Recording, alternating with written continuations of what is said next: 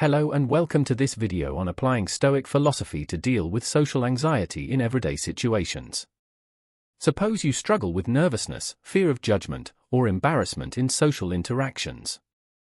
In that case, this video will provide some powerful wisdom and strategies from the ancient Stoic philosophers to help you manage those difficulties. The Stoics were a school of Greek philosophers dating back to around 3100 BC who developed a practical system of logic and ethics to achieve tranquility and resilience amidst life's challenges. While their teachings originated centuries ago, the core principles remain relevant and applicable daily. In this video, we'll explore utilizing key Stoic concepts and techniques to reduce social anxiety and increase confidence when navigating everyday social situations like conversations, public speaking, networking events, and more. I'll share insights from great Stoic thinkers like Epictetus, Seneca, and Marcus Aurelius, whose words illustrate a profound understanding of the human condition. Now, the brilliance of Stoic philosophy lies in its simplicity and relatability. Anybody can understand and apply these teachings to their experiences and find solutions. I'll use plenty of examples from our contemporary world to ensure these ancient ideas resonate. Chapter 1: Understanding Social Anxiety. Deeply understanding social anxiety. Social anxiety is something that affects millions of people across the world. The feeling of nervousness and fear of being judged or embarrassing yourself arises in social situations. As the ancient Stoic Seneca said, we are more often frightened than hurt, and we suffer more from imagination than from reality. For many, social anxiety can manifest as physical symptoms like a racing heart, sweaty palms, shaky voice, or even nausea when having to interact with others.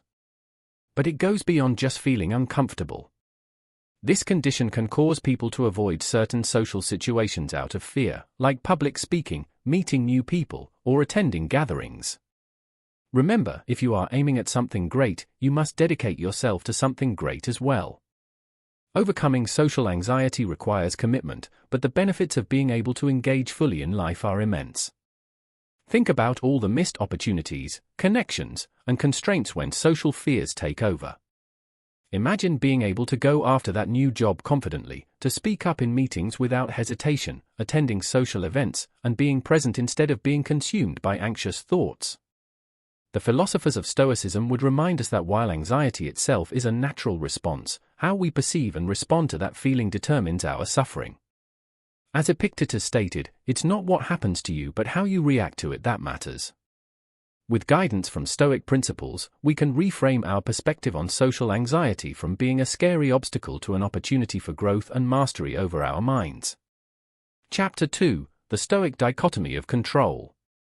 One of the most fundamental concepts in Stoic philosophy is the dichotomy of control, the idea that we only have complete control over our thoughts, judgments, and actions.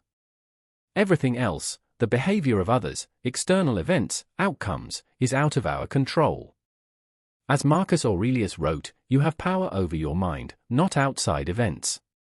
Realize this, and you will find strength. When it comes to social anxiety, so much of our fear stems from wanting to control the uncontrollable, how we are perceived by others, whether they judge or reject us, if something embarrassing happens. But the Stoics would argue this is a recipe for inner turmoil. Imagine you're about to give a presentation at work. You may have some anxiety thinking, what if I mess up my words, or what if people think I'm incompetent? These worries come from wanting to control how the audience perceives and thinks about you, which is ultimately out of your control. However, what is within your control is how prepared you are, how you regulate your emotions and self-talk, and how you respond to whatever happens during the presentation itself. The ancient Stoic philosopher Marcus Aurelius summed it up nicely: the universe is change, our life is what our thoughts make it. Rather than agonizing over what you cannot control, you can focus on maintaining your preparation, poise, and rational perspective. This refocusing of energy is incredibly empowering.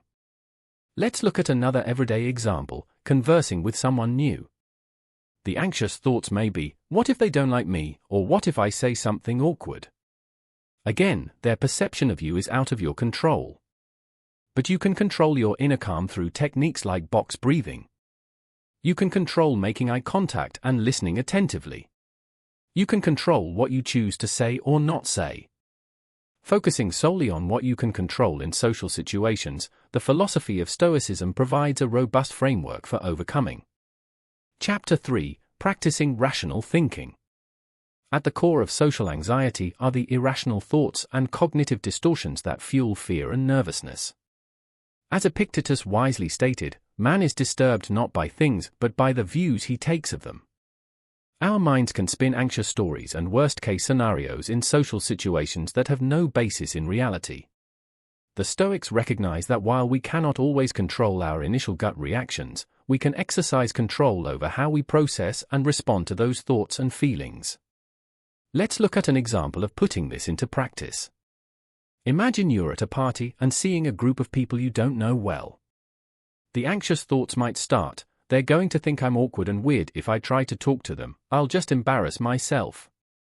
Your mind is already catastrophizing a hypothetical social interaction that hasn't yet occurred. This is the irrational view causing you disturbance and anxiety. A Stoic approach would be to pause, draw in a deep breath, and start questioning those anxious thoughts rationally. Is it true they will definitely think I'm weird just for trying to be friendly? Do I have evidence to say that with certainty?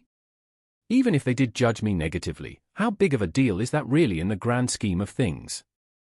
Have there been times I've thought people judged me harshly, but in reality, they did not? By calmly interrogating the irrational fears with Socratic questioning, you can weaken their power over you. You realize the distressing thoughts are not based on facts but pessimistic fortune-telling. The Roman statesman Seneca reinforced this by saying, "We are more often frightened than hurt, and we suffer more from imagination than reality." With consistent practice regulating your mind this way, you take back control from the irrational and anxious mental loops.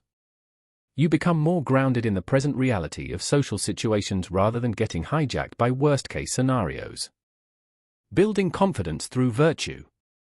One of the core tenets of Stoicism is that true confidence and self-respect come from living a virtuous life, following reason and wisdom.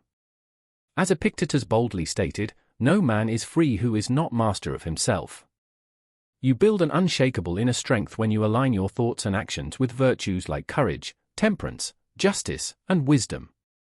This core self-assuredness becomes your unbendable rock in the ocean of social anxiety. Let's start with the virtue of courage.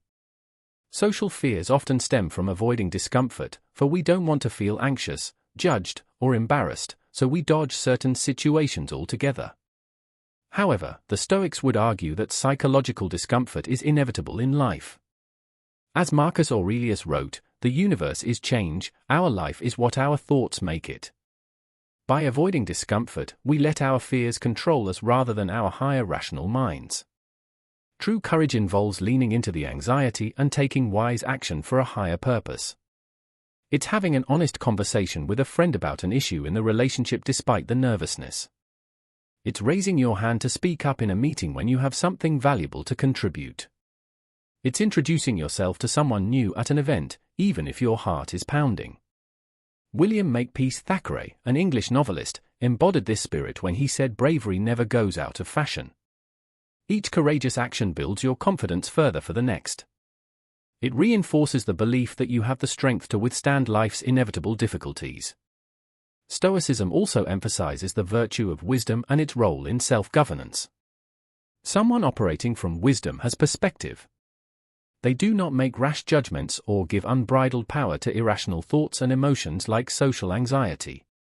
The wise person can observe their anxious feelings and say, "This is just an instinctive response based on irrational fears about the unknown, it doesn't have to control me." They can regulate their mind and body through negative visualization, self-talk, and conscious breathing. Remember, with sacrifice before no approach is made, nor can a thing be hunted down that will not run away. This means you must make some effort or give up something before achieving a goal. It also implies that you can only pursue something willing to move or change. If something is fixed or uninterested, it can't be chased or caught. Similarly, social confidence comes from diligently practicing wisdom, continually catching and reframing anxious thoughts before they run rampant. Finally, the Stoics revered the virtue of temperance, which is all about exercising restraint, moderation, and self-discipline.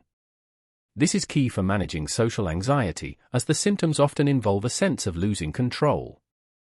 Someone acting with temperance does not get hijacked by anxious emotions in the heat of social interaction. They can stay grounded and poised. They think before reacting.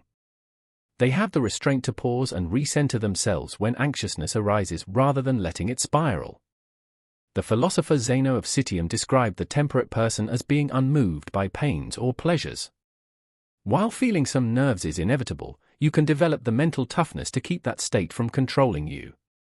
You cultivate an unshakable core of self-confidence by embodying virtues like courage, wisdom, and temperance in your daily life. You stop being at the mercy of social